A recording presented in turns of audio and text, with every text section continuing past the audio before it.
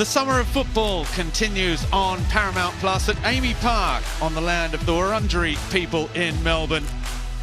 It is a perfect summer's day for football and a first outing of 2025 for Melbourne City and Wellington Phoenix, two sides that have struggled for consistency so far this term, but will be looking for a win to start the new year that will propel them, in the case of Wellington Phoenix, into the top six.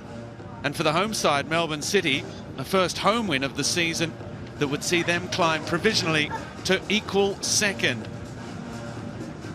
You can see the two sides there on the Isuzu UTE tunnel cam, perhaps asking for a win for Wellington Phoenix here at Amy Park. Certainly, if we take history into account, maybe something of a long bow to draw, but as Giancarlo Italiano said, sooner or later they are going to get that win here. The last one came in 2017 against Melbourne Victory, 2015 before that against Victory again.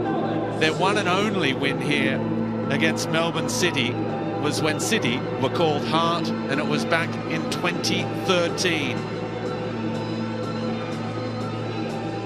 They will be looking to overcome the hoodoo here on what could be a very special afternoon for their star striker Costa Barbarouses, who sits on 99 goals at the moment. One more to become the fourth man to bring up a century of A-League goals. Let's have a look at the starting 11s then. Aurelio Vidmar's selection headaches have continued into the new year. Top scorer Jonathan Cohen, the latest to add his name to the treatment list. He's made three changes in attack then. Andreas Kuhn returns after missing the 1-1 draw with the Mariners on New Year's Eve. The other two changes, the youngsters Arian Suleimani and Ben Mazzeo, who makes his first start this season, return in attack.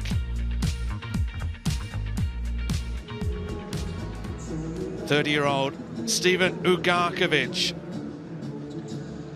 He already has 3 goals this season. He's just on track to beat his 4-goal haul with Newcastle in 1920. However, he's never scored against Wellington Phoenix. It's the only team, along with Auckland, he's yet to score against. He did have one season with the Knicks and scored 1 goal, and of course it came against Melbourne City. Well, for Wellington Phoenix, Giancarlo Italiano is still without David Ball, Stefan Kolakowski and Marco Rojas. He's made one change to his side that beat Newcastle last time out. Isaac Hughes returns for club captain Alex Rufer, who's suffering with glandular fever. Paulo Retre, in the middle of the park, plays his 200th A-League match.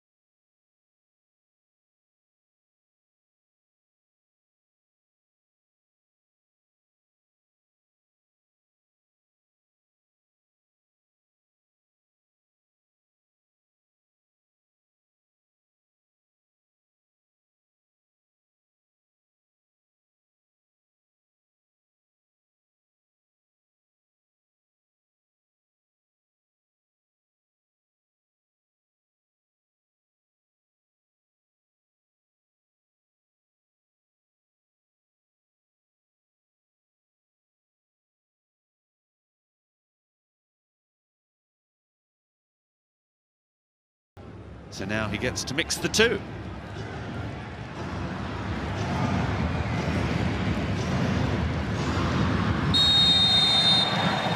And for the first time in 2025, Melbourne City versus Wellington Phoenix for these two sides.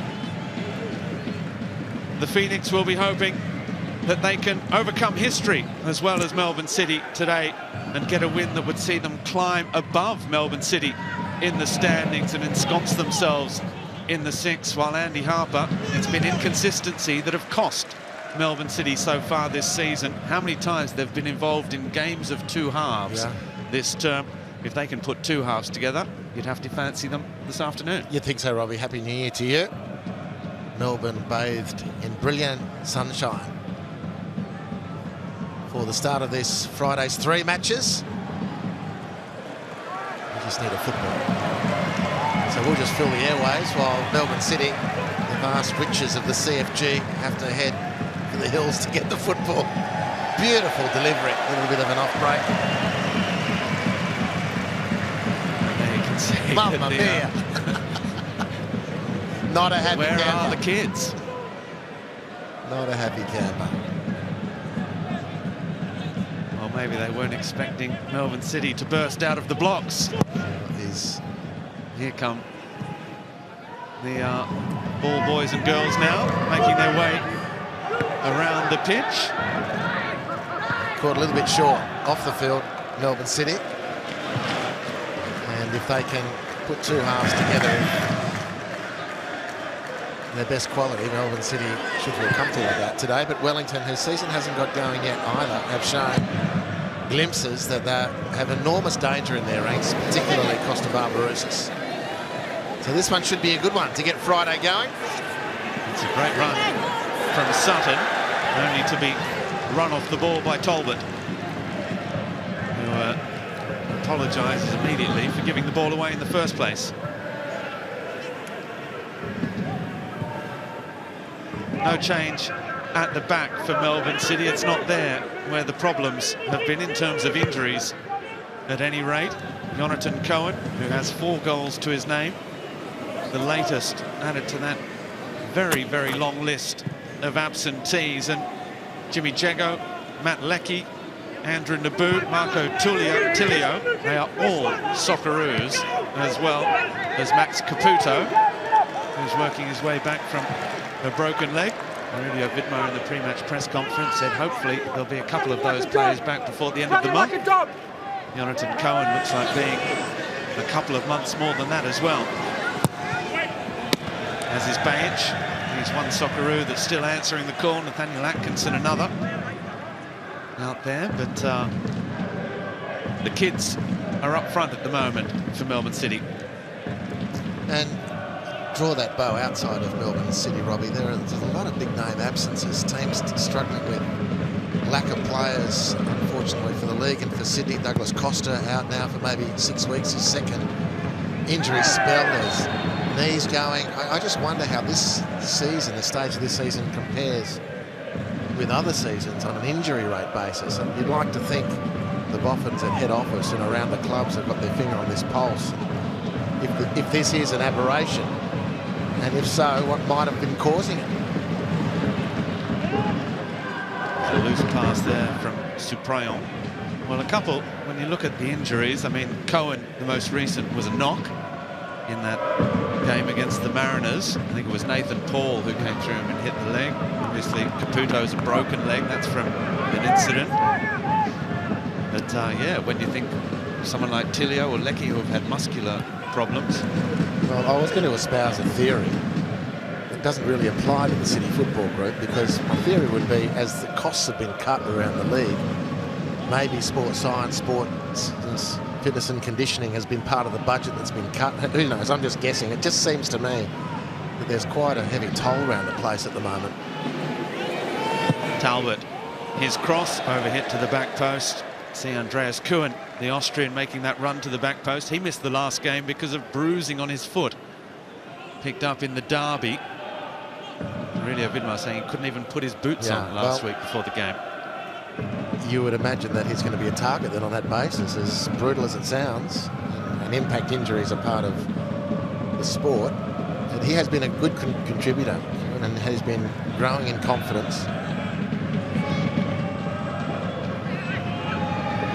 Phoenix happy to try and play their way out from the back, as they have done again. Unfortunately, that ball just drifting out of play before the 16-year-old Luke Brooke-Smith could try and run onto that one.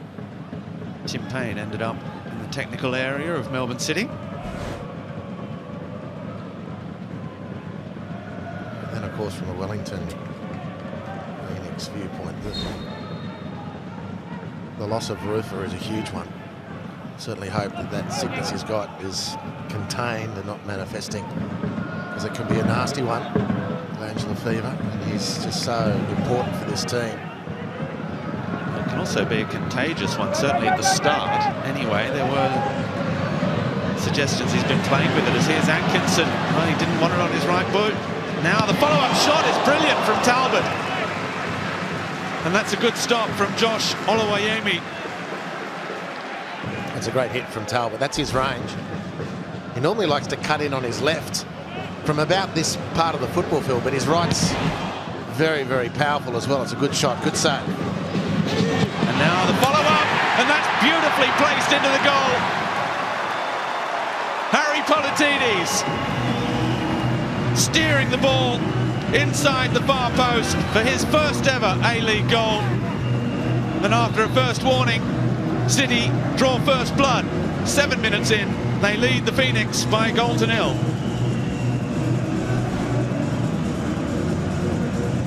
Well, it's a reasonably innocuous situation with your Wellington Phoenix, all so routine.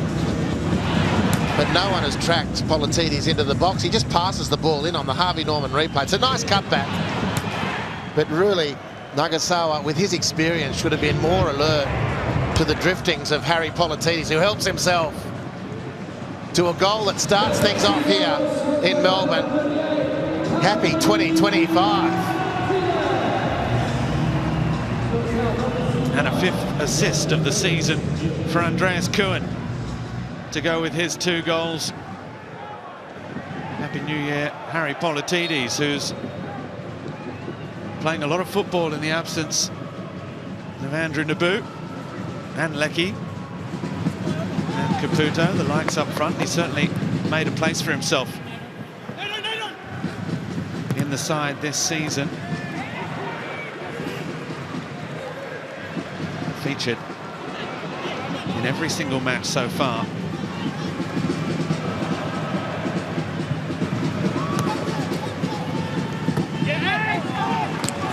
Now Melbourne City have opened the scoring for an 8th time this season. Only MacArthur can say as much, having played an extra game.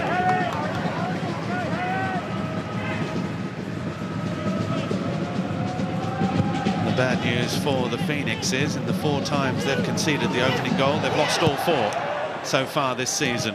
Oluwayemi gives it away again. Here's Politidis getting a taste for it. Atkinson and Kuhn with Aziz Bayic all the way back to Suprayon, who scored last weekend, scored last season against the Phoenix as well. Here's the Frenchman with the number 26 on the back. Bayic.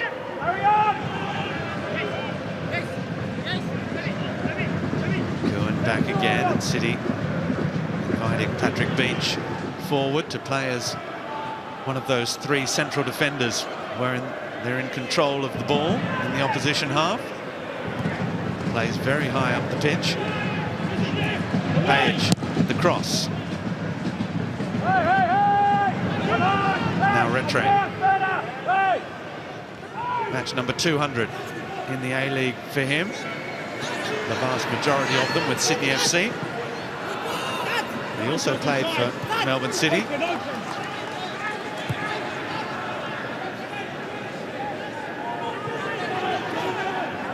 Hughes.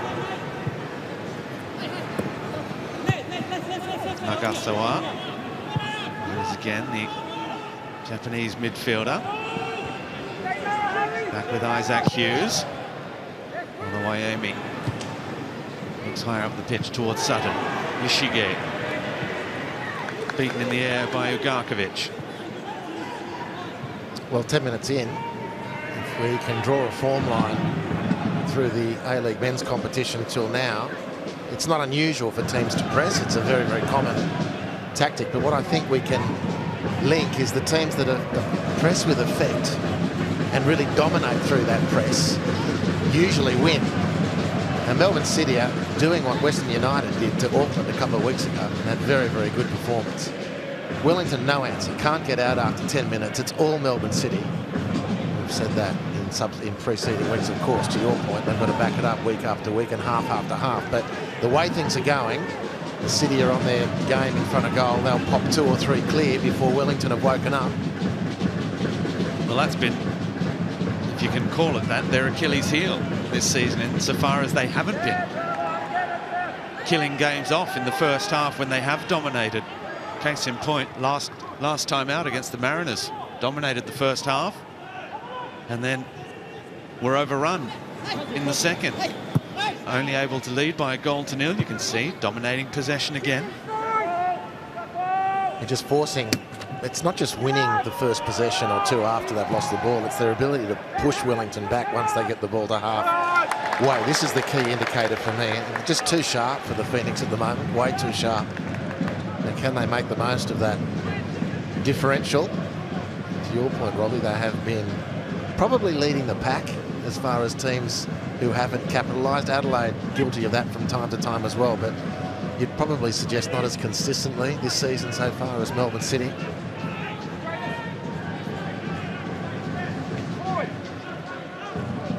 Of course, the other big problem for Melbourne City has been their home form. 5 matches at Amy Park, 3 of them as their home games, and they've lost all 3.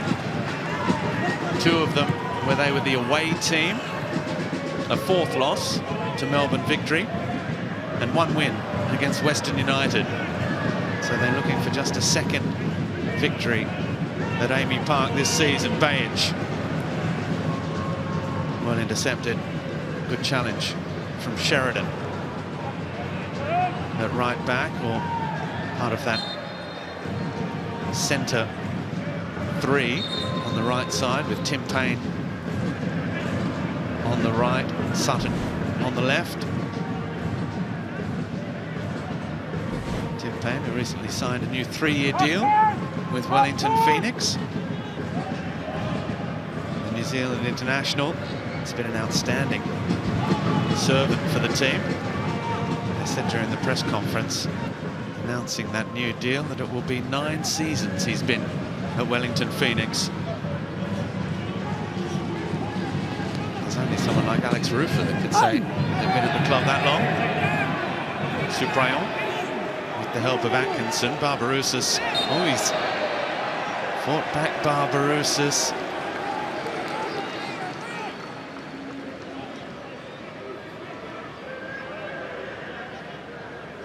Sean Evans coming to the aid of the City defence. Well, I thought that was probably a free kick on Costa, and I wasn't quite so sure that Costa had infringed himself when he went to win the ball back, but I don't want to get into a decision-by-decision appraisal. Suffice to say that, Sean, what are you doing, says Costa. Sean says, Costa, you fell over. Costa says, I'm sure. How would you know, Sean? When have you ever been in that situation? And on we go.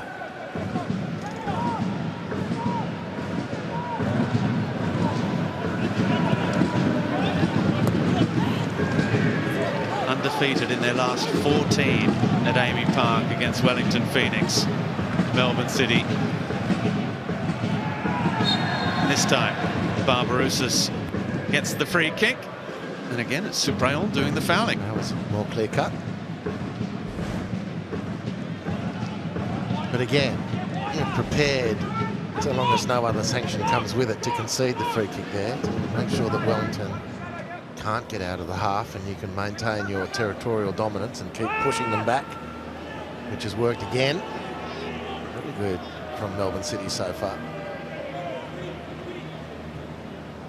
Kai Truan winning the ball back on that occasion. Now Agarkovic finds Suprayon. Kuhn coming deep, as is Bayage.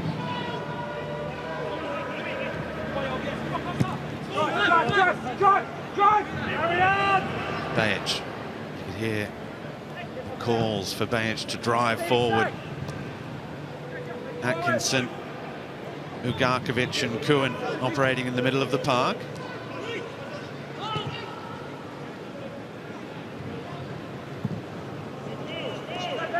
Here's Mazeo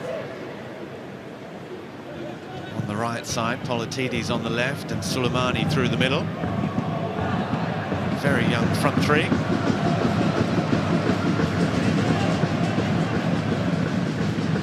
Talbot. A little too obvious, dispossessed by Ishige. Nagasawa with Sutton. All the way back to Oluwayemi.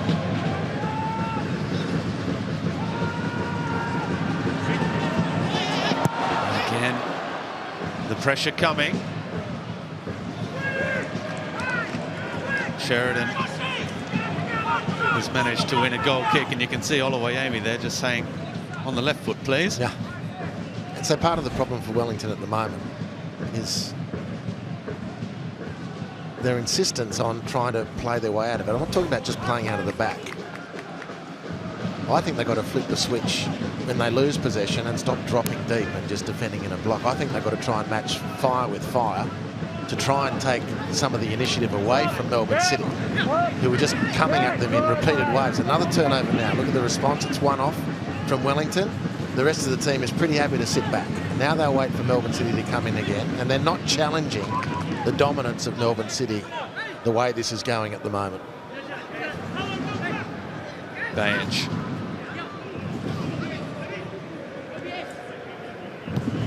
With Cohen. Now Suprayon. Again with Beach. I mentioned it a couple of weeks ago. Patrick Beach has made the third most passes in the entire Melbourne City side. Only Suprayon and Truen have made more passes than their goalkeeper. Cohen goes to ground. Now is he holding his right thigh there? Right hamstring. Well, this would go to another one to add to the list if that's a hamstring problem, and certainly his reaction suggests it might be. Well, the interference from the Wellington player was pretty minimal. There's the MASH unit. Let's head down to Michael Zappone, who's on the sidelines for us this afternoon. Zappers, Happy New Year. What can you tell us? And to you, gentlemen. Yeah, magnificent afternoon here in Melbourne, and the players coming to the sideline now. It is warm, mid-20s, and they're taking in an unexpected water break, but could be another injury here, as you said, for Melbourne City. Not looking happy at all, and he's limping off, holding that hamstring. We'll get official word from the bench. Just on the injury front as well, Tim Payne, there was a suggestion during the week that he may have been carrying a foot injury. I spoke to Giancarlo Italiano before the game, and he confirmed that he's playing with damaged ligaments in his ankle, and you saw that first goal came down that right-hand side for the Wellington Phoenix, where they were defending.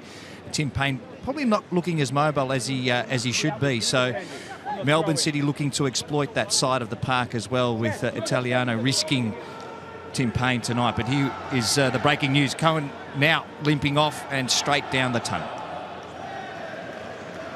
Well, that is more bad news for Aurelio Vidmar and Melbourne City supporters, and perhaps most importantly, it's another creative player who's now making way. Now Zane Schreiber, you're not losing too much insofar as he's a very talented midfielder, technically very astute as well, but Cohen has that experience. Cohen's just provided his 5th assist of the season, and that's what you want from that type of player. Now, can Schreiber fill those boots?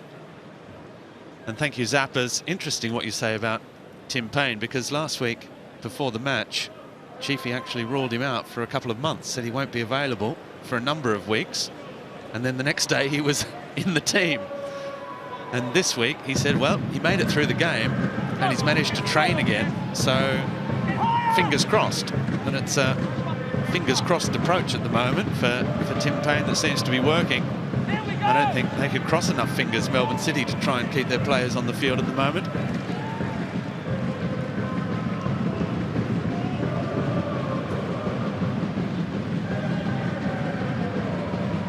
That's now 8 regular first-team players who are on the sidelines.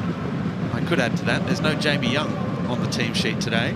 So there's your goalkeeper, and you are now not far away from a pretty good-looking first 11 for Melbourne City that's not present today. It's James Neuenhausen who's on the bench with the gloves today for Melbourne City.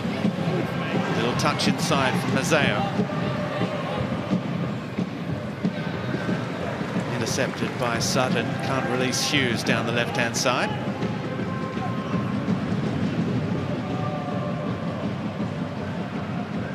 26 degrees is hot in the sun for those players on that far side of the pitch.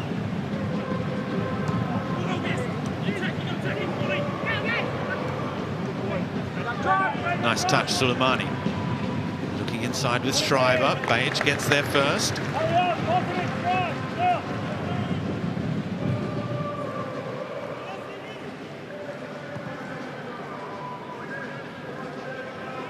Kai Truan. With Page again coming inside, looking to help populate that midfield, make a little bit of space for Politides as well. Played as a fullback in his first appearances in the A-League. He's been playing exclusively as a winger so far this season.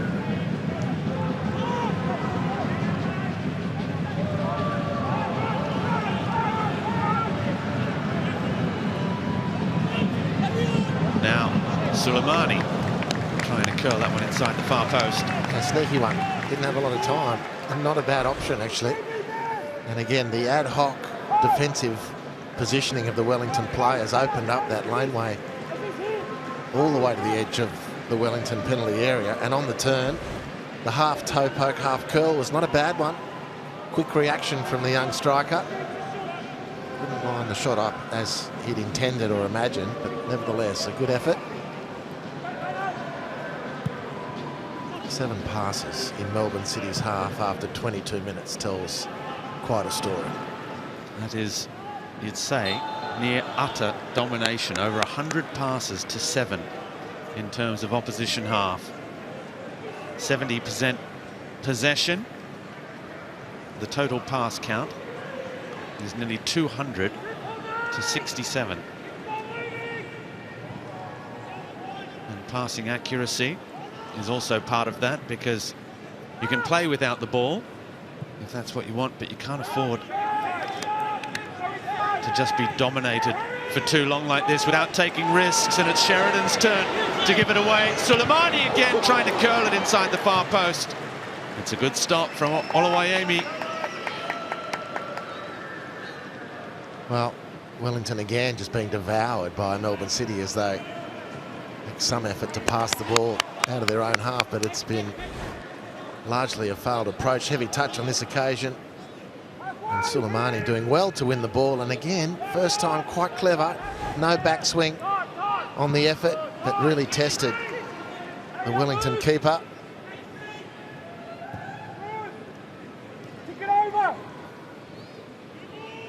Now we've just had confirmation that it's a hamstring problem, which I guess we more or less knew, for Kuhn.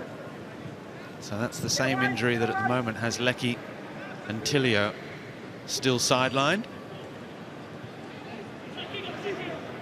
Jimmy Jego is a partial Achilles tear.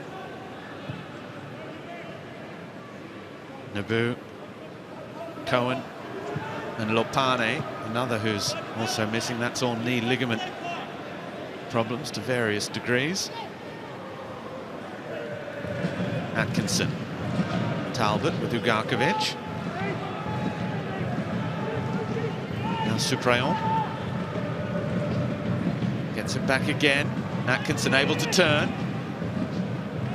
Ugarkovic looking for that 4th goal to equal his best ever return in an A-League season. The 1-2 from Nazeo is very quick. He's done well against Sutton. Atkinson playing it in very tight quarters, and they've managed to get away with it. The crowd appreciating it as well. Ugarkovic.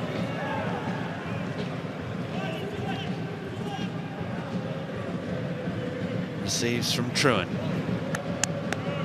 Well, Chiefy often speaks, Andy, about his side playing without the ball and saying that there are various ways you can control a match, and perhaps playing without the ball is controlling it. I guess what you have to do is limit shots in that sort of situation and not give the ball away in dangerous areas, and unfortunately they've been guilty of both of those so far today. Yeah, I don't think even Chiefy would think that his team has been playing with any control in this match. Down the goal, but in fairness to him, the goal hasn't been directly threatened on many serious accounts. And his teams traditionally do like to absorb pressure and play from deep.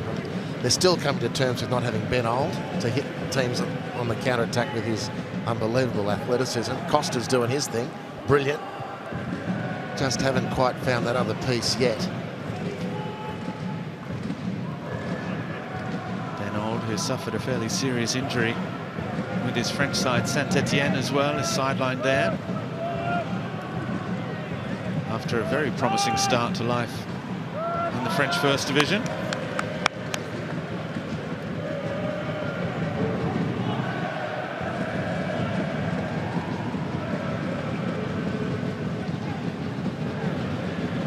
Here's Suprayon.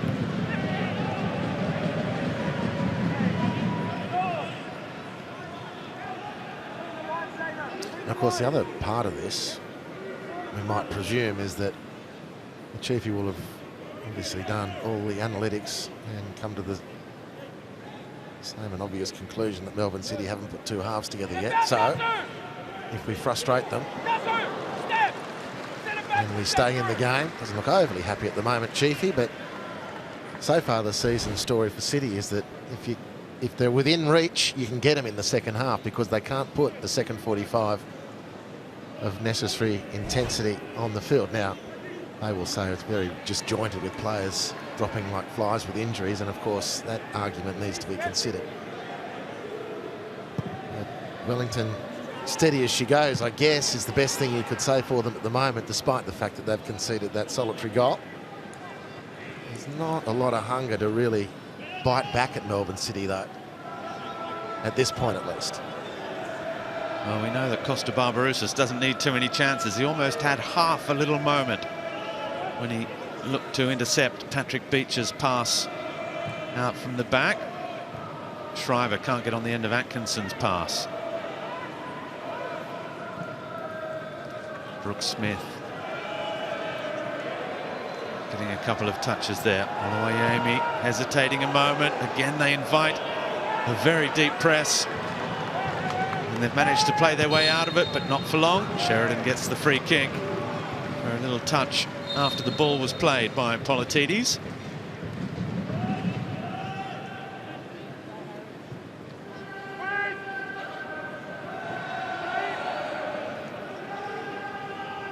Nagasawa.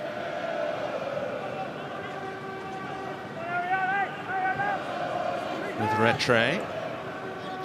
Hughes. Sutton with Barbarouses. Return ball. Kai Truant across in cover, but they have an attacking throw. They haven't been this high up the pitch with control of the football in the first 29 minutes.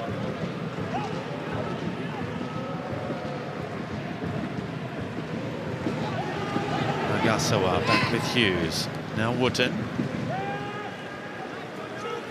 We talk of the youngsters at Wellington Phoenix, and it has been the case so often this season. In terms of their starting 11, they actually have the second oldest average starting 11 in the league this season.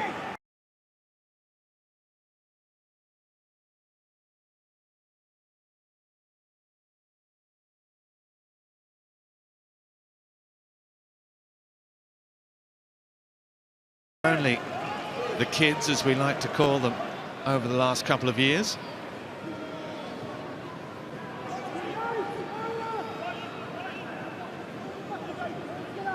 Ugarkovic just waltzing into that hole, still going. Shot blocked by Hughes. But there are plenty of holes in the midfield at the moment for City to try and exploit. Payne dispossessed by Politides.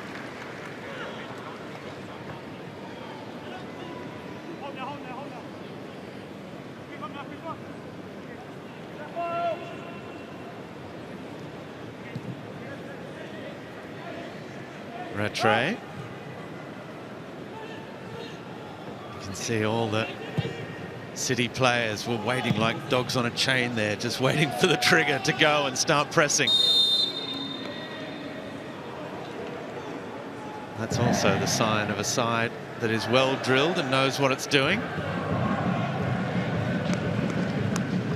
Now it is with Isaac Hughes, who's a very promising young player, who's also had a pretty eventful 24-25 campaign so far. There he is with the big switch of play.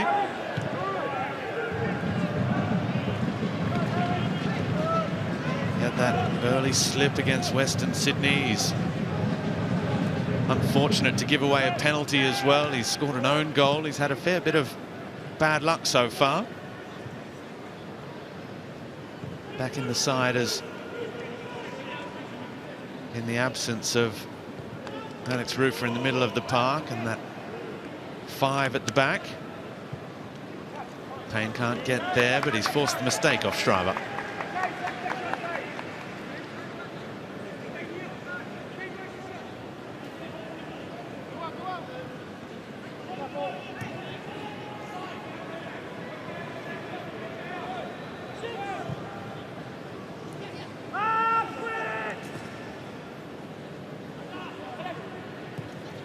Ishige. He's got a couple of goals so far this season against the Mariners, a fantastic free kick, and then an overhead kick against Western Sydney was only a consolation.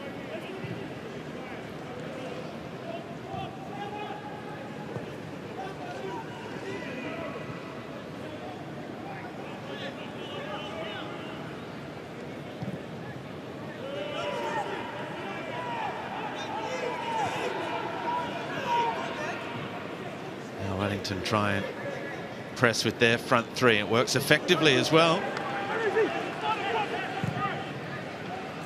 City forced all the way back with Patrick Beach, and now they've forced them long and they've won the throw.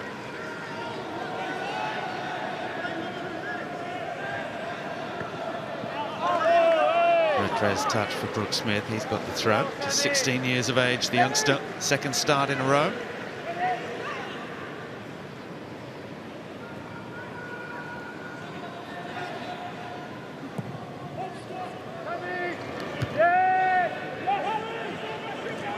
Politidis takes it back out, the cutback. It's a good ball across the face of the 18-yard box. Mazzeo does well against Sutton.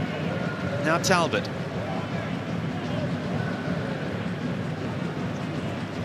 Ugarkovic. Talbot again.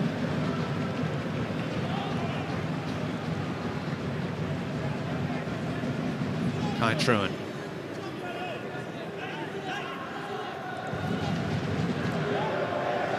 Head back, they're just trying to tease out that Wellington Phoenix defence now.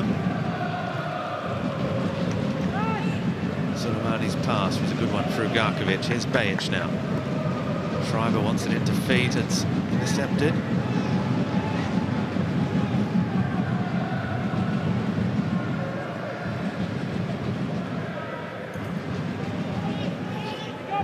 Hughes. Again, they're playing it across the face of goal.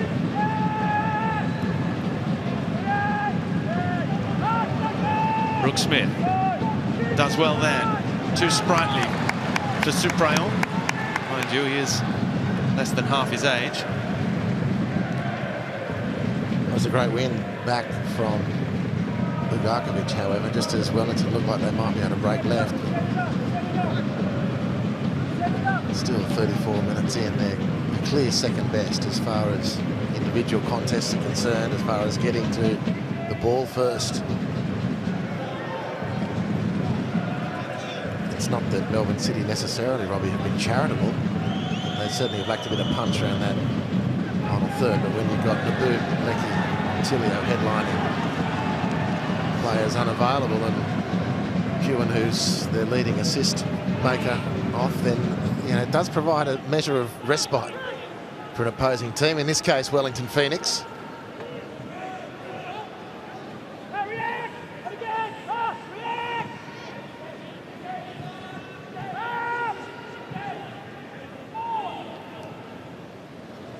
Well, apart from a blocked Ugarkovic shot, it's been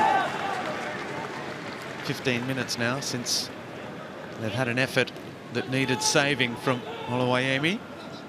So the Phoenix have steadied the ship in that respect, at least.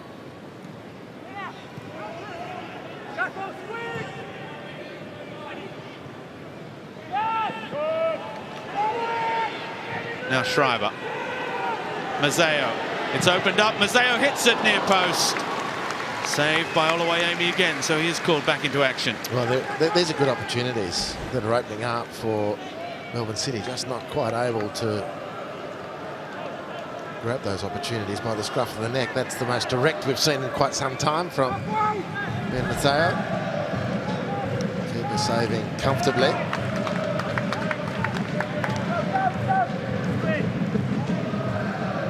Only MacArthur and Perth have conceded more shots at their own goal than Wellington Phoenix this season. So Oluwayemi, as a result, you won't be surprised to hear he's made more saves than any other goalkeeper in the league. There's another one there. Good challenge, Schreiber.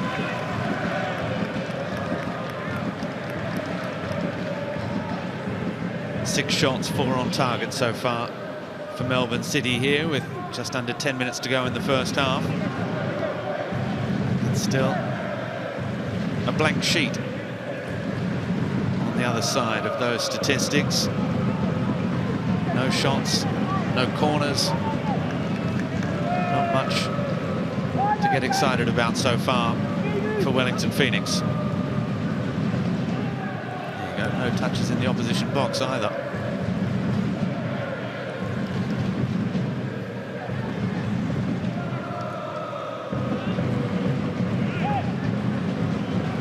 Just said, Andy, if there is something they can take away from the first half, it's the fact that it's only 1-0 and that we've seen City sabotage their own ambitions so often this season already.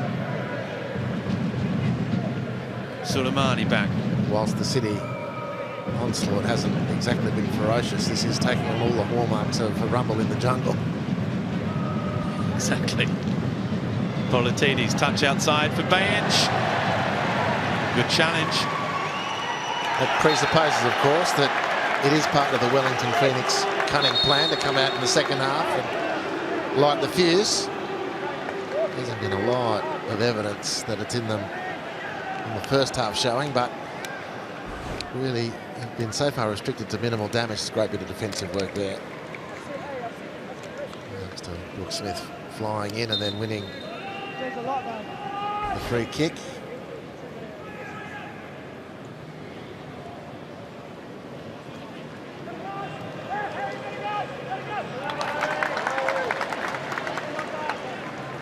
Well, they don't have a second at the moment to think. They obviously have their playing patterns.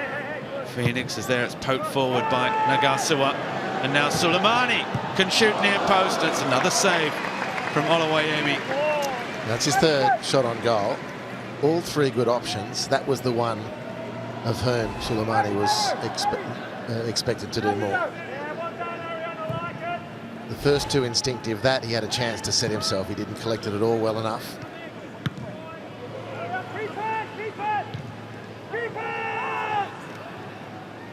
There, it's a touch that gets away from him. He was the Golden Boot winner in NPL 3 a couple of years ago with Melbourne City. He's been prolific at state level.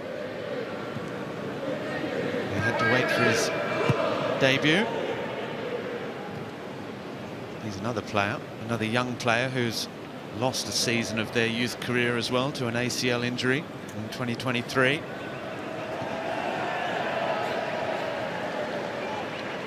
Now in the second year of a 3-year deal.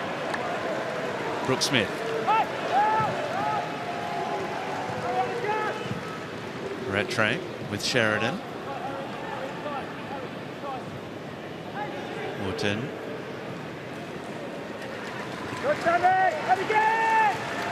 Nagasua with Rattray.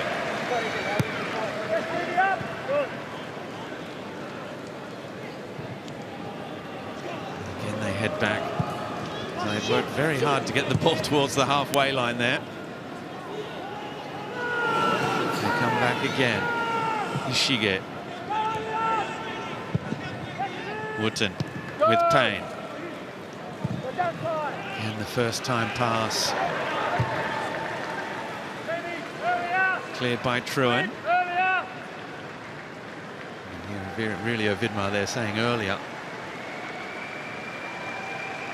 he would dearly love that second goal.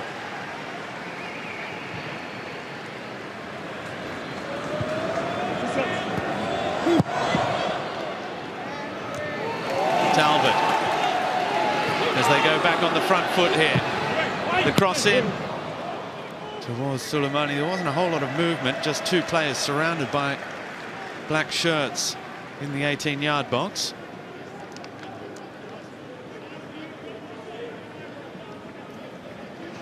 Well, one of the stars of the opening minute. Well, one of the stars of Melbourne City, actually, game day, puts in a lot of time for the club, has been there for a number of years. All smiles now. Wasn't such a happy camper about 30 seconds into the contest.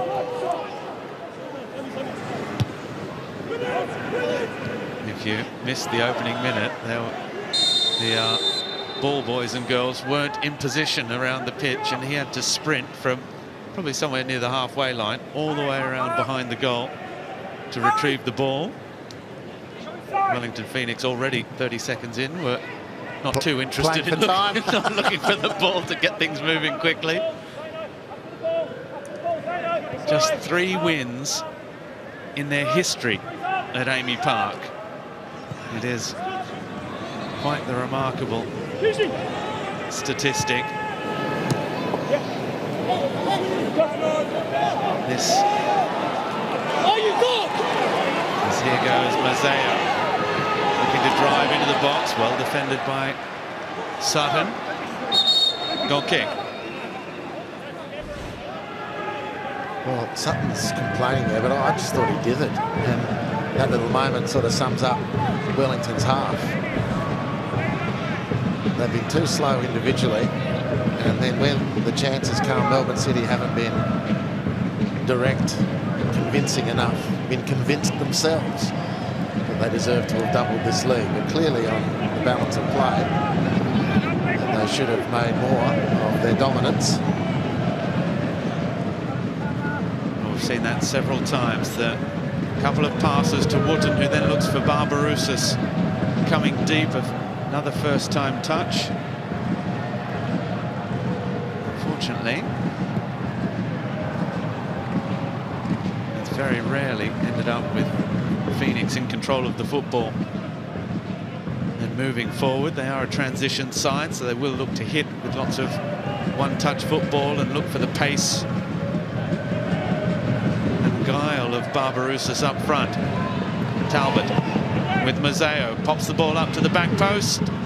Payne's header, Bajic gets there quickly. It's a fortunate rebound. We're into the last minute of the first half. Ugarkovic lines it up, tries it. It was moving around as well. And as we approach the end of the first half, it's actually odd that Melbourne City haven't had more opportunities like this. Ugarkovic doesn't score many, but we've seen him score enough from that sort of range to realise it's an option. Suleimani had one shot from outside the box. Ugarkovic, I think, early in the half had another one as well. That's pretty much it. Keeper has had to make a few saves, none of them overly taxing. He's probably had higher stress levels dealing with the ball in possession than he has seeing Melbourne City away.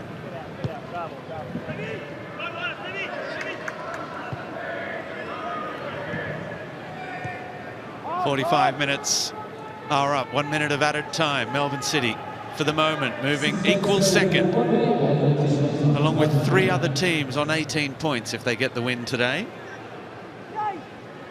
The chasing pack behind the leaders, Auckland. Round 12 of the season getting underway with a big triple header today. Coming up after this, Brisbane Roar versus the Central Coast Mariners, and then Perth Glory versus Western United. Back to back to back. This is Schreiber again. Page. Cross is blocked. Undefeated in their last 4, Melbourne City. They've drawn their last 3.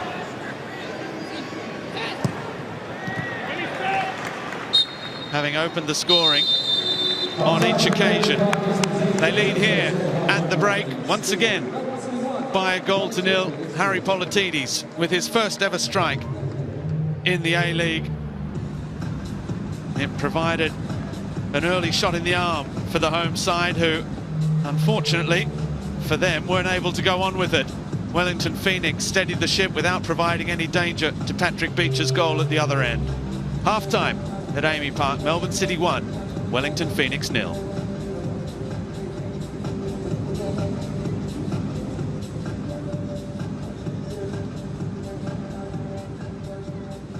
Alright, City fans, let's kick off the half-time break here at Amy Park today and welcome our Maccas half-time heroes. We've got some boys and girls from local clubs across Melbourne today. Please make us a welcome, put your hands together.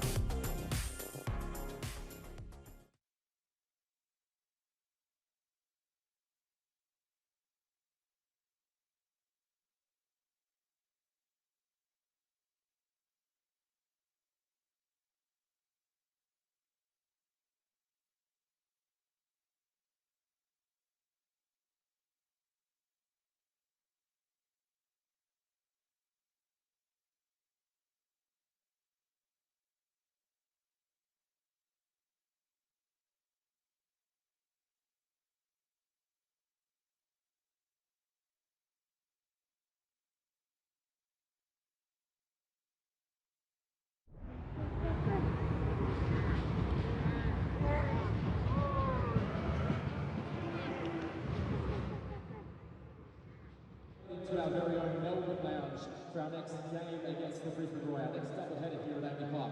Okay, can you guys hear me?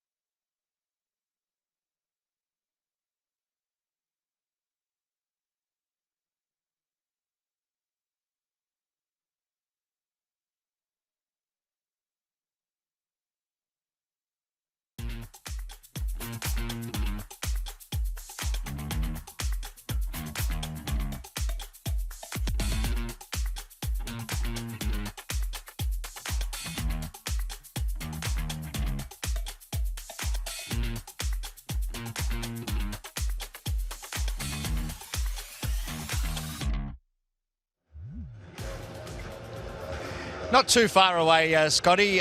By the end of January, I reckon we'll see Marco Tilio. He can tell us himself. Marco, how's the hamstring? And we've seen another one now. It's what's happening at Melbourne City? Yeah, I don't know. Feels like we're cursed at this point, but yeah, for myself and obviously the boys in rehab, we're tracking really well, and hopefully we can be back as soon as possible. So you've been out for, I think, 9 weeks all up so far. Probably another couple. That's a long time for a hamstring. How's the rehab? And I think you sort of did it at training a few weeks ago. Is that right?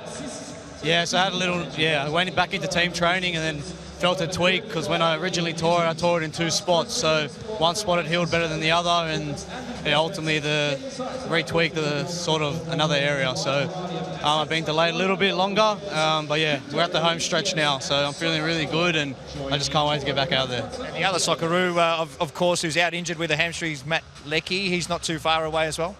Yeah, I think, Lex is closer than me, so he should be in the next couple of weeks. I should see Lex back out involved in the match day, and then not long after myself. So hopefully we can start getting some troops back and obviously help the team. Great to see you here. What did you make of that first half? Yeah, I think we started off really well. We had a few chances in they had turnovers, low turnovers, and I think if we were able to capitalise on those chances, it would have helped us going to half-time. But obviously we're still in the lead, and hopefully we can just hold it out for the rest of the game. Thanks for joining us. Cheers, Tappers. Thank you. All right, Scotty. Yeah, not too far away from Marco Tilio.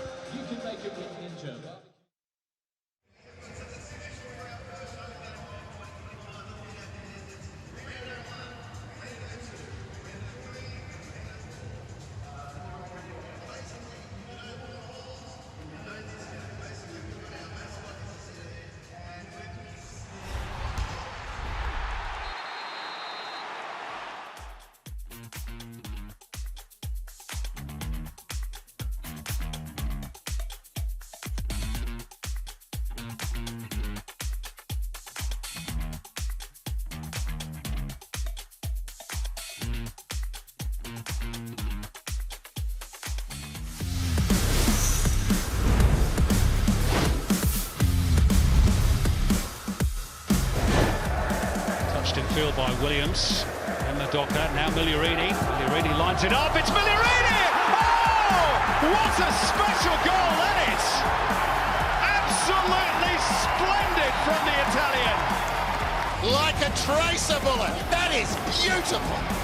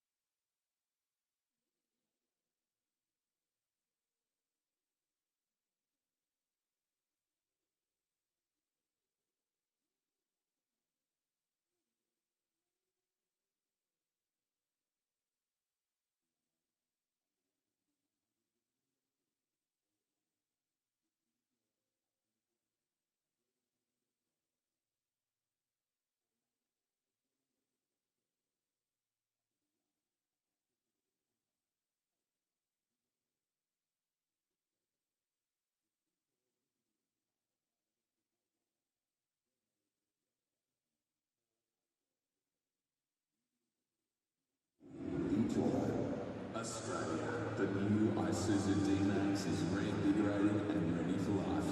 No matter where you take it, from life in the city to finding new, faraway places. Knuckling down, or just soaking up the best of our beautiful country. Life is reinvigorated with the new Isuzu D-Max. Harry Politis' solid goal leading the way at the moment. The difference between the two teams here. We are well on our way to kicking off a very happy new year. Let's get loud, City fans. Huge 45 minutes. Make some noise. Come on.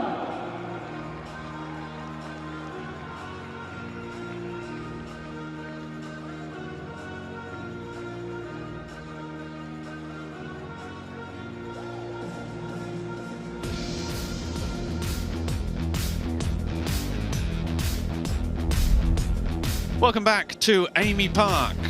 As you can see, there's been one change at the break. It's for the away side, who are trailing by a goal to nil. Oscar Van Hattem is into the game. He is replacing midfielder Kazuki Nagasawa.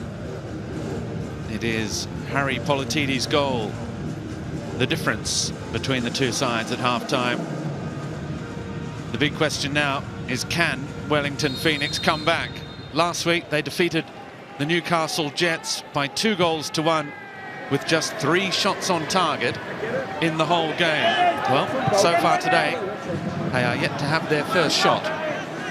They have also beaten sides without a shot on target last season against Melbourne Victory as well. So Andy Harper, if it is to be the rope-a-dope, if they're to get out of jail once again, it's going to have to be all the same a vastly improved performance on that opening 45 minutes. Yeah, well, there'll be 2 indicators which should emerge reasonably quickly. One is Melbourne City's mental state, because pretty much, and the most recent example, as you've already cited, Robbie, was New Year's Eve, and almost as soon as the second half started, the Mariners were a different proposition. So can Melbourne City come out of the blocks in the second half and reassert themselves? And part of the answer to that is the mentality of Wellington. Are they going to be prepared to sit back, or are they actually going to press up and try and engage Melbourne City higher up the field?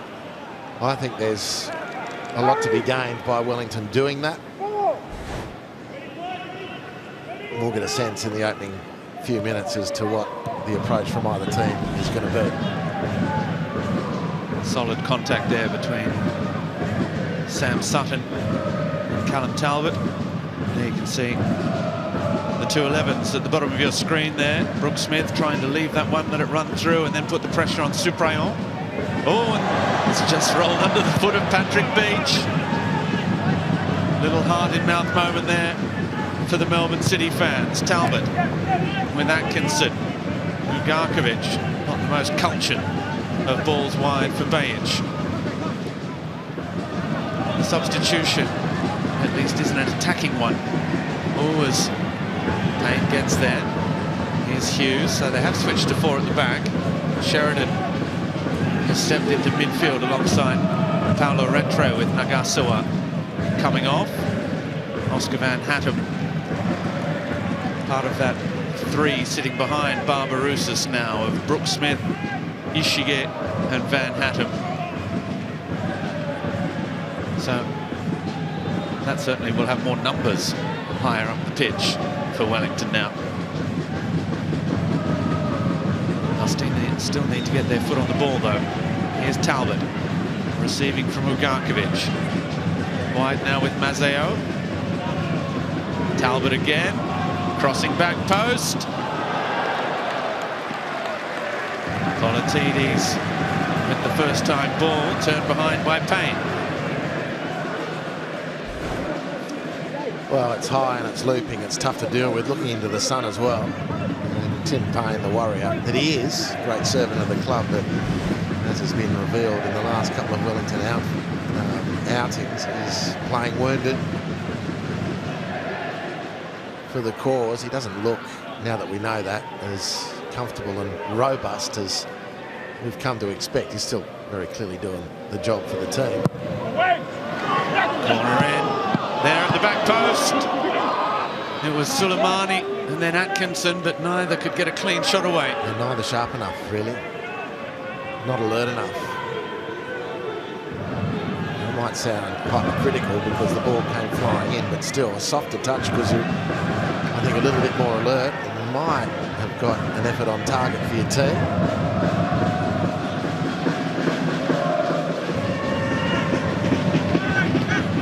And Sutton, Van Hannem under pressure from Talbot. Suleimani back with Talbot again. He looks up, drives the ball in. It's not a bad ball in. Hughes doing the defending. It was Politides left on the ground. Oh, as Baines is dragged back by the 16-year-old Brooke Smith.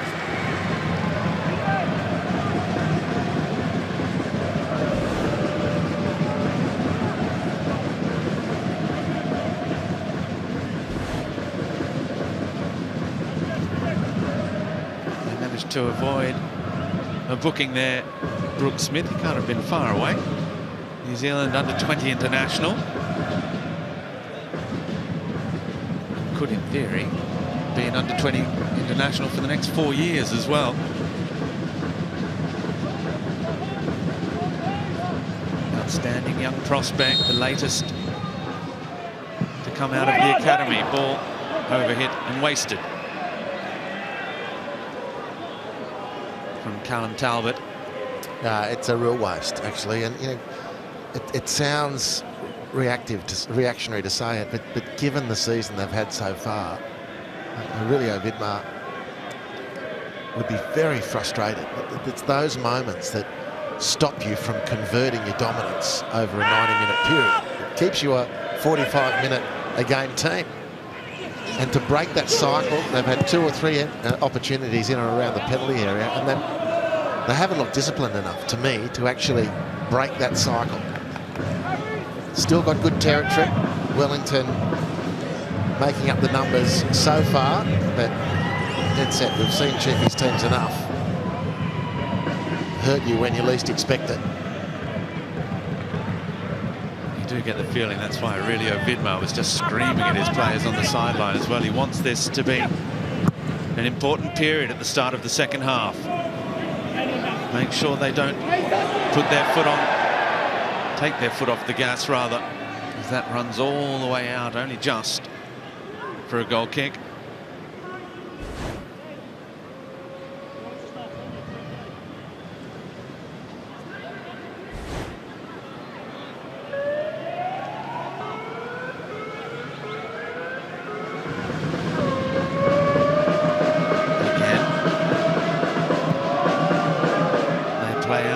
Back, you can see this time long. One for Brooke Smith to chase. Beach comes a long way. The youngster almost got there as well.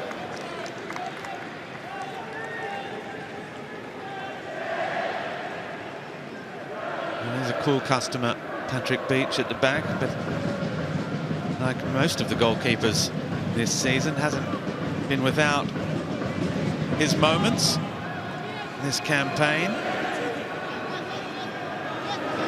Holloway Amy also in the derby had a day he'd rather forget as well, as Bayich on the charge. Ishige does well. Now Brooke Smith, a chance to stretch his legs. Didn't want to take on Ugarkovic. Yeah, and I think I agree with you, Robbie, sensing that probably was his best option there. 16-year-old's powerful legs versus the metronomic version of the 30-year-old in sky blue. Or city blue, they're called, I think, officially.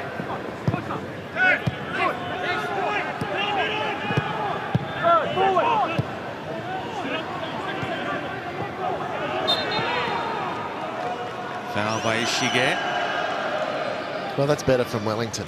You know, the pressure they put on Melbourne City in that phase of play around halfway was non-existent.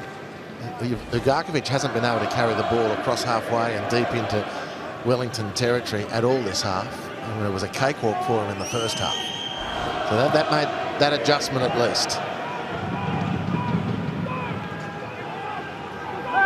Ishige, who has 2 goals and 3 assists to his name this season, is now playing in that number 10 role. That's a nice little touch as well. Here he is. Flattened by Atkinson. Referee allows play to continue. Phoenix have the ball still.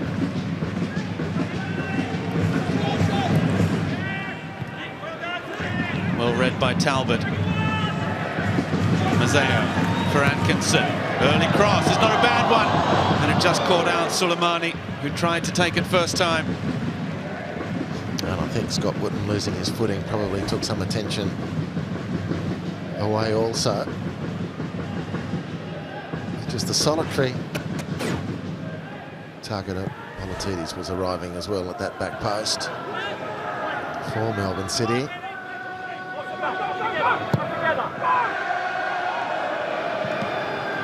Mazzeo, perhaps rather fortunately, finds Politidis. Suleimani. Dajic with Ugarkovic.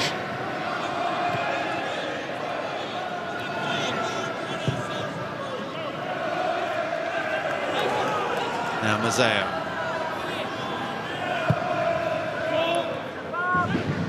Talbot again. Schreiber wanted it into feet on the edge of the box. He was being watched by Sheridan.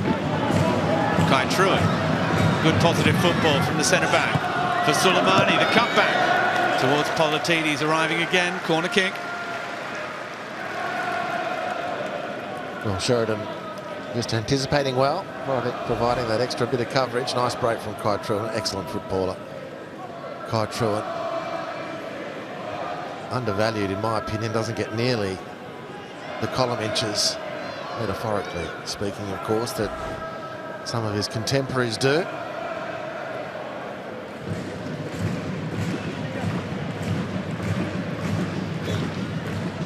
Only the second corner of the afternoon. Schreiber delivers the punch by Oluwayemi. Back in from Politidis and saved on the goal line. Well, that would have been something out of nothing. If he'd managed to find one of the corners, Oluwayemi would have been struggling.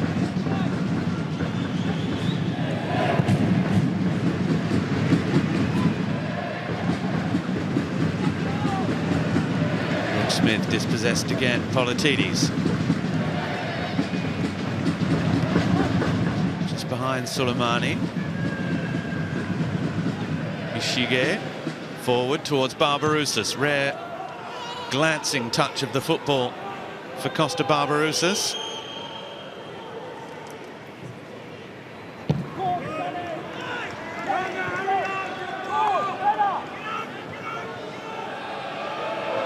Oluwayemi with Hughes.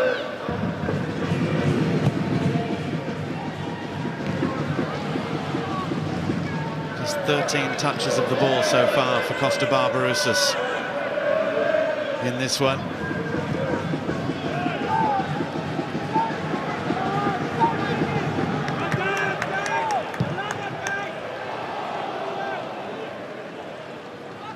Andreas Kuhn had 19 touches before he went off. One of them very important, of course. The assist for Politidis. Now here's Brooke Smith charging forward into the air. It's a great run. It's still alive. Payne's cut back, turned behind, and there we have not our first shot for Wellington Phoenix, and that's unfortunate, but the flag has gone up for offside. Perhaps it's offside against Tim Payne. Yes, I think that's what the offside was called for. Good run from the youngster. He's got a bit about him. There hasn't been a lot of endeavour from the Wellington team in general, but this shows real drive. Space opens up. He's got the athleticism to get through. Great chance for him. Tim Payne drifted offside.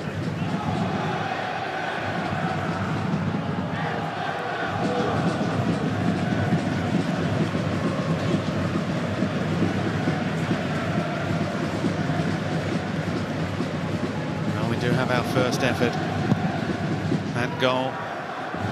And on target from Wellington Phoenix. That's the work of their 16-year-old striker.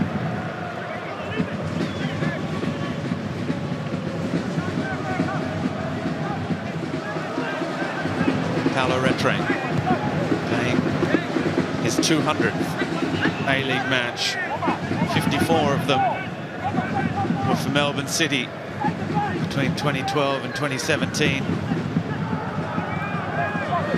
Sheridan with Sam Sutton. Does well. Here's Van Hattem.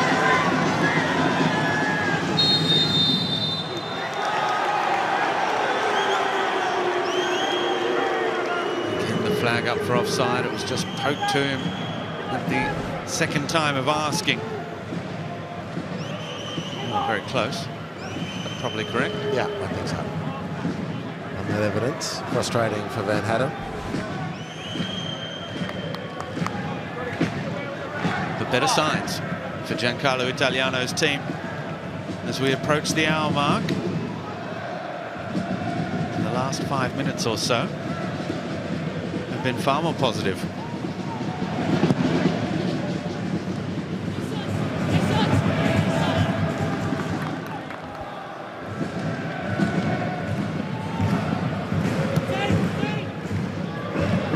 Holloway Amy with Isaac Hughes. Looking for a Shig, gets a good touch and he's clattered into by Kai Truan. Yellow card. First booking of the day for Kai Truan, who was late on the scene and high. Yeah, it's clearly a yellow card. Just as an indicator, the slightest shift in a positive sense for Wellington is that those balls in the midfield in the first half were being gobbled up by Suprayon, who did commit 1 or 2 fouls in the process. Kai Truan, who didn't, he won everything. So that's a little step forward for Wellington. The way I'm watching it, at least. Still all the opportunities to put this game to bed with Melbourne City. Here's another one brewing. Mazzeo drives it in low and hard. Wharton and Van Hattem clear. Oh, but that's the most complicated way out for Oscar Van Hattem, and he's conceded a throw.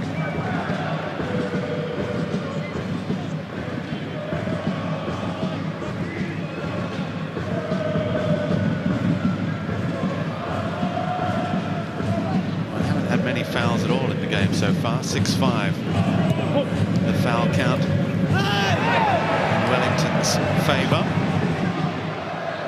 so far as they've committed 1 less foul.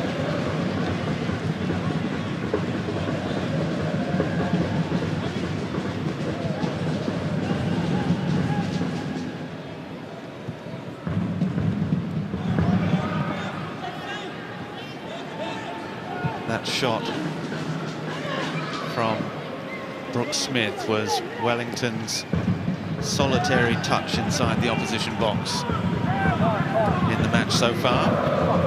Talbot with Atkinson wrestling hard. Ishige comes away with the ball, immediately looks up. Barbarouses was coming short though. Kai Truan back again to Beach.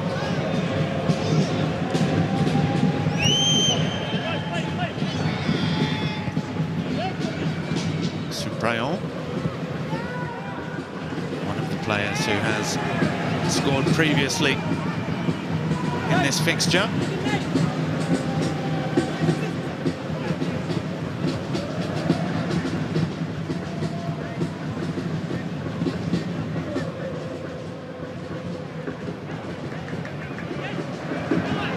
Truan.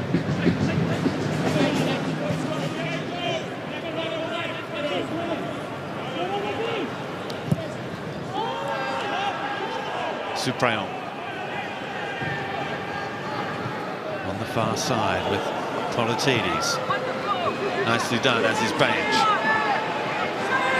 Page, such a leader in this side now more than ever with so many other senior players missing.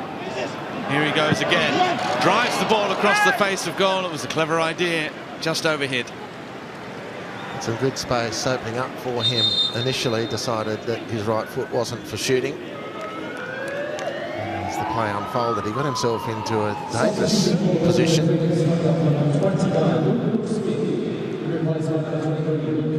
So a second change coming for Wellington.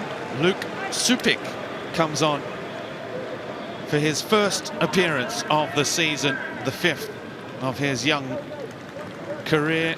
Another Wellington Phoenix Academy product, and a couple of changes for the home side as well. Rahmani comes on, and so does Mehmeti to replace Suleimani.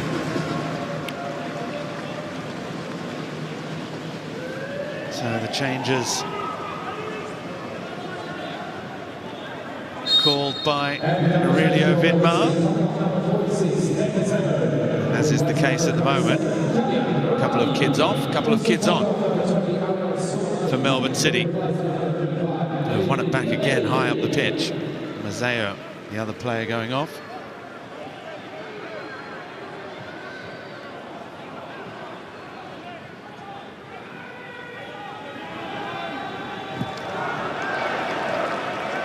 Rahmani winning it back immediately. Here's Atkinson. His cross. Mehmeti couldn't get there quickly enough. Schreiber with the foul on Oscar van Hattem, who's moved back to his preferred side of the pitch.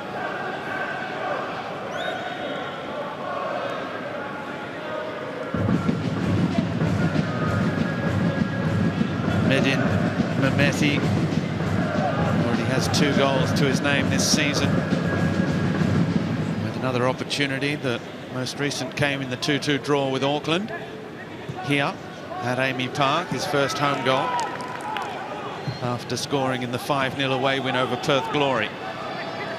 Ishige. Barbarouses ahead of him. Ishige looking for options with Hughes. Now Payne.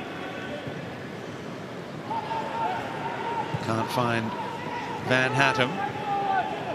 Mehmeti gets Zane Schreiber facing forward.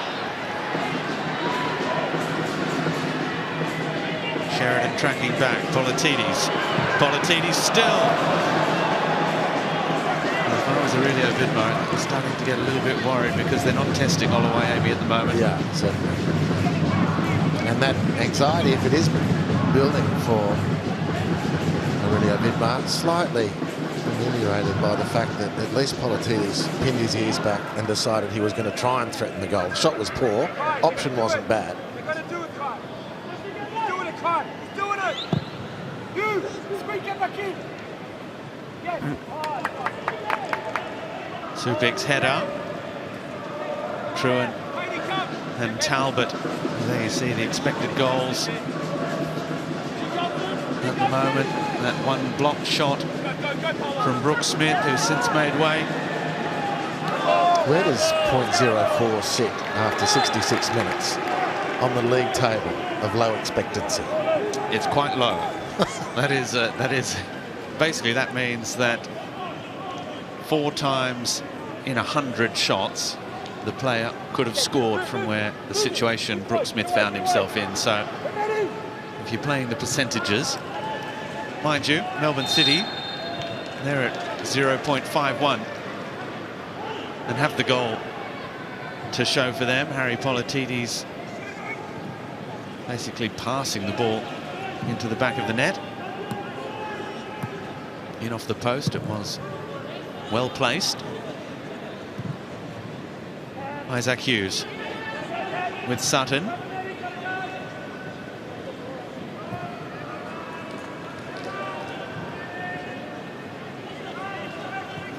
Wharton and Sutton again. Now Sutton looks long.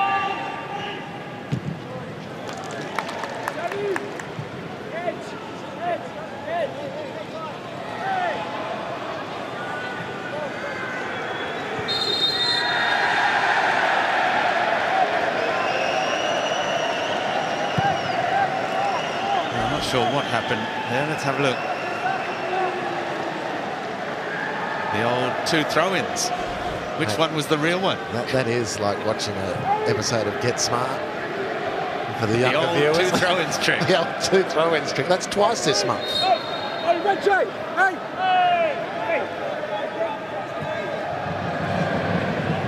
catch out Sean Evans.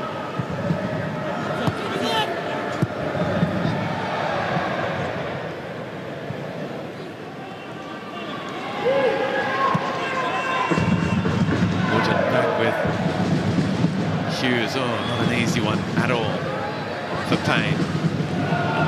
Shriver, not an easy one for Politidis this time. And they've given it straight back. Shriver had a look. He had 3 to aim for in the middle. Didn't fancy it. Bajic now. That's taken a touch off Sheridan, so it'll be a corner for the home side. Midway through the second half. 13 shots to 1, 7 on target, 6 saves so far made by Oluwayemi. But still, Melbourne City search for that second goal.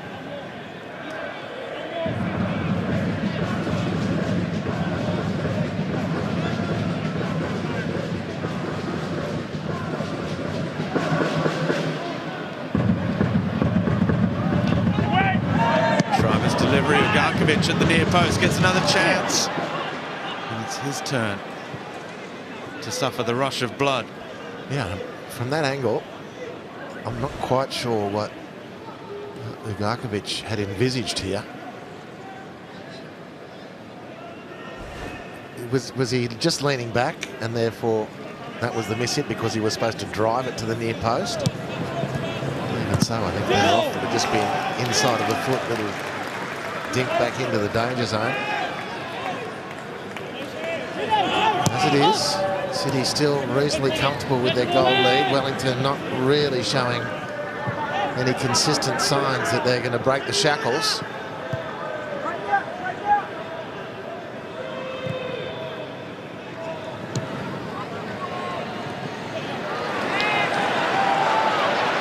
Politidis. Shriver. Back for Politidis. Oh, and his touch just took him away from goal instead of bearing down on it. Well, that was an attack that had a bit more pace about it, unfortunately for the goal scorer. His right foot let him down on the control, but he does well to round things up here. It's a nice threaded pass with the outside of the foot. He goes for the return and just needs the cushion. If he gets the cushion, then the left foot can do the job thereafter.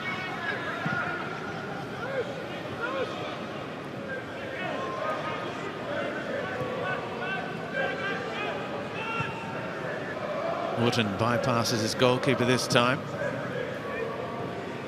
This time it's Isaac Hughes whose pass forward was looking for Van Hadden.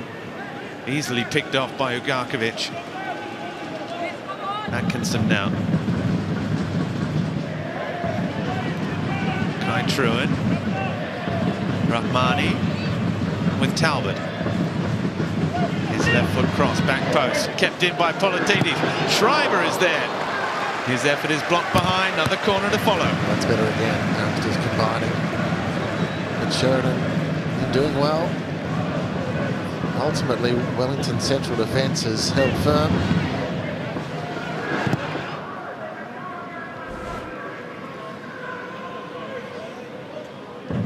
Well, this more desperate defending is what we saw last season from Wellington. Protecting their goalkeeper. Paulson then. Oh, the little glancing touch from Ugarkovic wasn't a bad one. Talbot with Bajic. He looks back post. Oluwayemi coming. Truan with the touch. Oluwayemi didn't really get there. And now Barbarouses looking to stretch his legs. Coolly dealt with. Oh. By Beach, but not by Talbot. We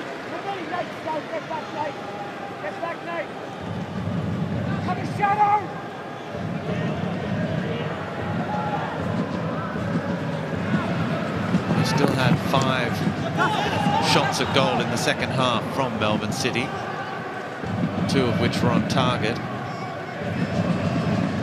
And it has been an improved performance.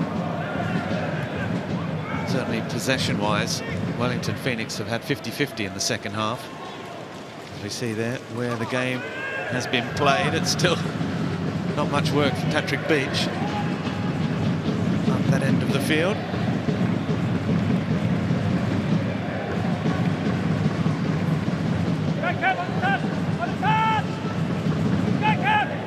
Uge back with Sutton. Wootton with Hughes.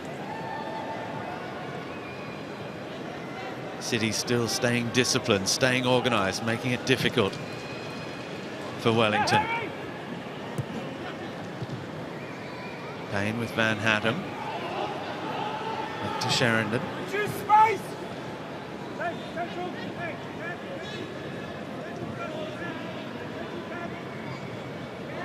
Well, it's given away cheaply by Wootton. Mehmeti with Schreiber. Rahmani. Atkinson down the outside. Nicely done. Nathaniel Atkinson squares, and it's cleared by Wootton. And now the follow-up. Talbot trying to get in there. Still, it's alive. Goal kick, says the referee in the end, and Wootton is able to breathe a little easier. Well, he had to go, Callum Talbot, at keeping the ball in. This is where the thing should have been finished off. 4 targets for Nathaniel Atkinson. You can only find a Wellington defender. Keeps the Knicks in the game. There's the ladder as it stands with those 3 points. Another goal, and they would climb level with MacArthur on goal difference. The sleeper cell. The Auckland fans are in the house. Surely they're not there cheering on Wellington Phoenix. Well, they're certainly not cheering on Wellington Phoenix if they're there in the Derby rivals' colours. Melbourne City for the moment climb above Melbourne Victory. Provisionally, at least. Mind you, with the bye, just about everything is provisional at the moment in terms of teams with games in hand and games more played.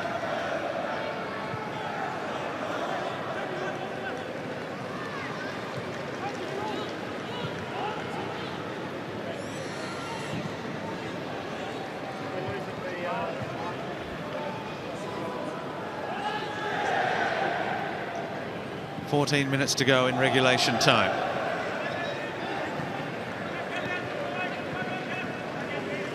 Sutton accelerates. Barbarouses. Such a good footballer. Finds Tim Payne. At 34 years of age, like they say, just getting better with age. Costa Barbarouses. He's barely had a sniff at goal so far today, but that doesn't mean that he won't end up with his name on the score sheet. Rattray for Barbarouses again. The 2 former Sydney FC teammates played 74 times together in their careers to date. Match number 334 for Costa Barbarouses, 200 for Paulo Rattray. And Hatham's attempted cross. I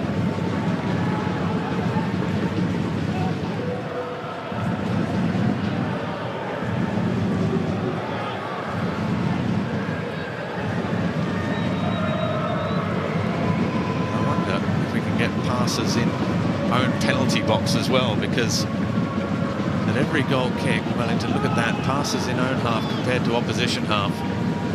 It is quite damning of where this game has been played. But we have to keep reminding everyone they are still in this contest, very much so, especially when you have someone like Costa Barbarouses on the pitch.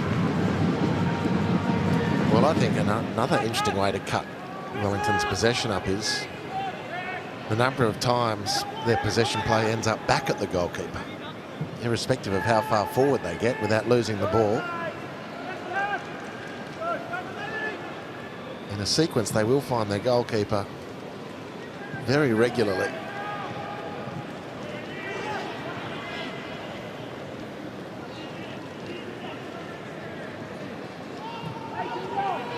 Aurelio Vidmar's preparing another couple of changes.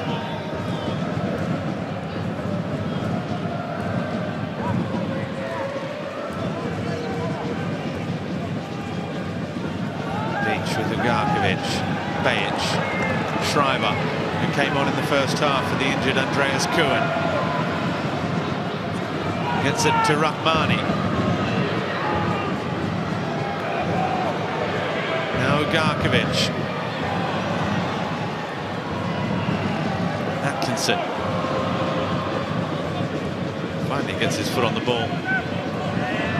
And that's a good pass as well. Rahmani, the cutback towards Mehmeti. And claimed by Oluwayemi. And again, around the 6-yard box, the Wellington impregnable. Good passage forward for Melbourne City, but no way through in the end. It was Supik who decided to assist there for Wellington, keeping Melbourne City at bay again. And it just is going to take one lapse from a Melbourne City player. Costa will be in. And you just wonder how much in the knowledge of that Melbourne City might just be starting to get a little nervous that they haven't been able to create a bigger buffer on the scoreboard.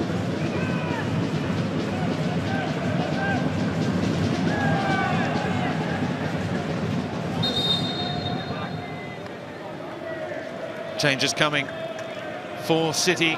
So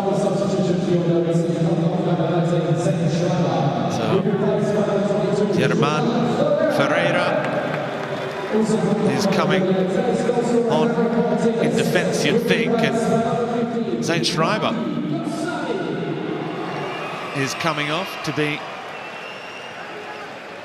replaced by Gosseini, the youngster who made his debut in the 1-1 draw with the Mariners as Politidis makes way. Gosseini is another prolific goal scorer from the youth ranks. He's come through the last 4 years at the academy, as there is Paulo Rentre with the tactical note from Chiefy. Hands that over, so Walker is on for Matt Sheridan in the middle of the park, and Lucas Kelly-Heald, who we haven't seen too much of this season. There he is, the 2-metre left back.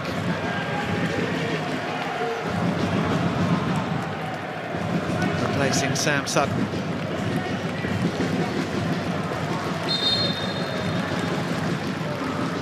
I hope it's not too complicated a note. I just hope he's got the paper up the right way. You also would hope, I know they're probably a sweaty mess by the end of the match, but you would like to think someone is keeping all these for be worth a bit of money down the track. Chiefy's secret notes. Try taking 2 throw-ins at the same time. Wrong paper. Now Ugarkovic with Rahmani. Oh, that's a clever little touch. Brilliant goal. Fabulous football. And Melbourne City finally have their second goal. Nathaniel Atkinson with a classy finish, driving the ball into the roof of the net.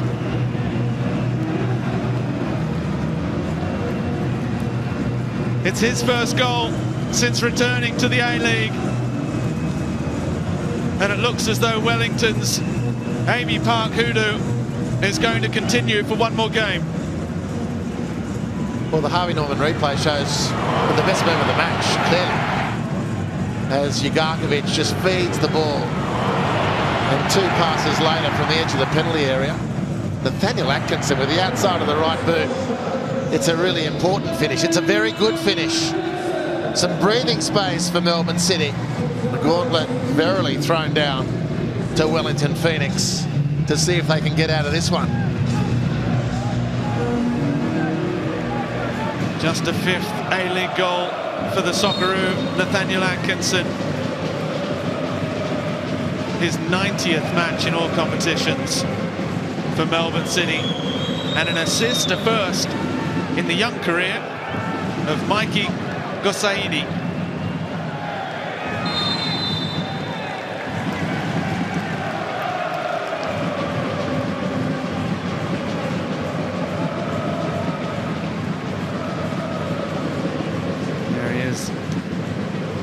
youngster, just 17 years of age.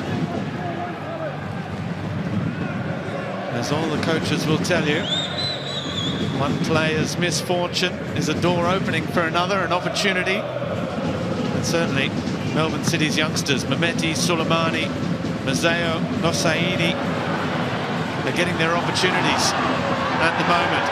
Here is Mehmeti, back for Atkinson.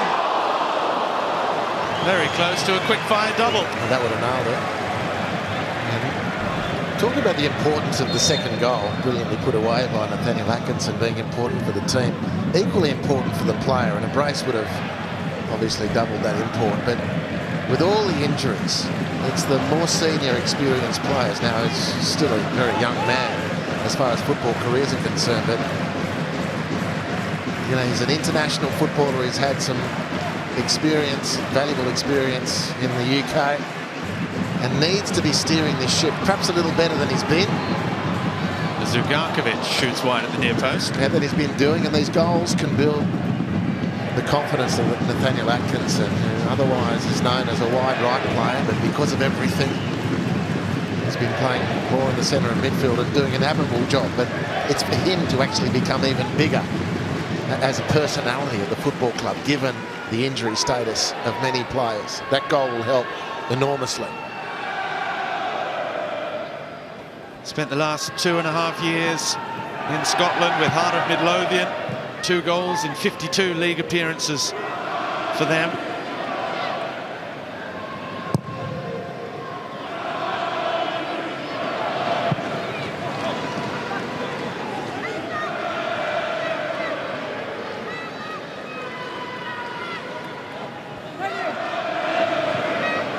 Just when it was looking, as we entered the final 5 minutes or so, more and more like a classic Wellington Phoenix performance. That second goal changes everything. Well, they left it late in the derby, went down 2, and then Costa scored, and they came very close with a late rally. It was a very sleepy opening 80 minutes. The derby in Auckland, they finished very, very strongly. They're going to need to find an injection of something similar here with less time to threaten Melbourne City, who've pretty much done it on one leg here today, relatively speaking. Nosaidi inside with Mehmeti. Zugarkovic wants it. Mehmeti in the end forces Zugarkovic to do the splits just to keep it alive. Well, Wellington are now staring down a 4th defeat in their last 5 matches. And if they can produce a miracle here, they are still very much in touch with that chasing group. Talbot, his ball to the back post, beyond everyone. A win would have seen them climb above Melbourne City. Whereas this win for City and that second goal now sees them change position again. They head up another spot into 3rd.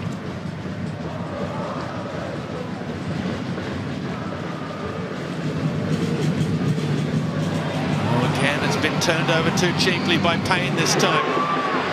Atkinson. Tim Payne's barely trying to get back either. He's clearly not 100%, and I think that was the perfect illustration of it. Well picked up, Robbie. I think you're right. They're beaten units at the moment, Wellington. Have offered very little here today. And it's a severely weakened Melbourne City, who now sit 2 goals clear. It's tough going for Tim Payne at the moment, physically.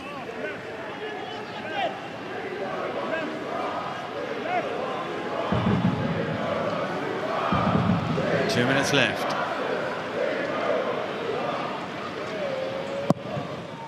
Harry Politidis and Nathaniel Atkinson with their first goals of this season. For Politidis, the first of his career. Barbarouses can't keep it in play. His 100th A-League goal may have to wait for another day, and you can see Tim Payne is coming off now. Be replaced by Corbin Piper. He's only recently made his A-League debut at 22 years of age. Did have a spell in Ireland with Wexford, but otherwise at Birkenhead United. Player from New Zealand. Member of their under-20 World Cup squad. It's been a good day out so far for the Melbourne City youngsters.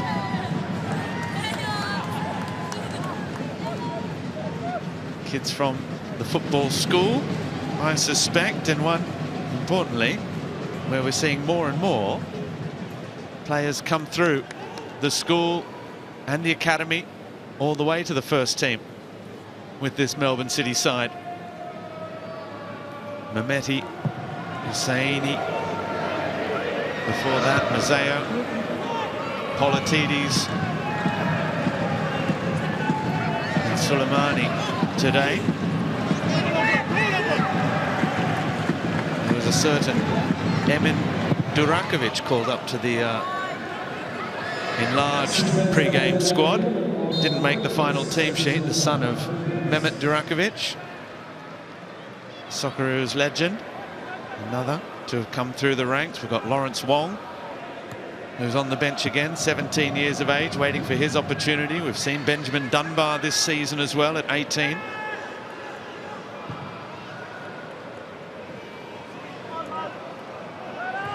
Ferreira not taking any chances.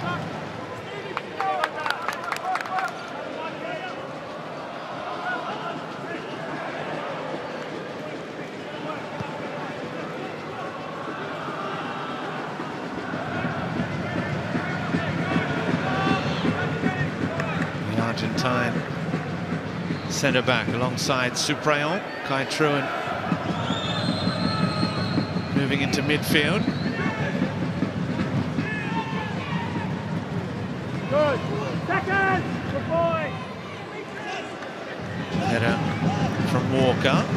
There is Ferreira under pressure from Barbarouses. Play allowed to continue. Kelly Heald does well to get the better of Mehmeti. 3 minutes of stoppage time. We're well into that now, just over 90 seconds left. Melbourne City looking for a 5th win of the season and a 5th match without defeat as well. Importantly, coming after 3 consecutive draws. Brisbane Roar versus the Mariners are coming up after this one tonight, and then Perth against Western United as well in the final match of a massive Friday triple header. Hussaini, well, his eyes lit up for a moment. He's furious with himself because that's an opportunity. Great opportunity. Involved in the second goal, so that was good for him, but it looked like he just slightly lost his footing as he went to strike that. Well, I don't think it's a scoreline with a few seconds to go that's reflective of, well, Melbourne City's dominance. That's probably too flattering for Melbourne City. They haven't made the most of the ground they've had. And it's certainly not quite reflective of the imbalance between the teams. Wellington have offered very, very little here today. It's hugely disappointing for their fans. Just the one shot in the game, that blocked effort from the 16-year-old Brooke Smith.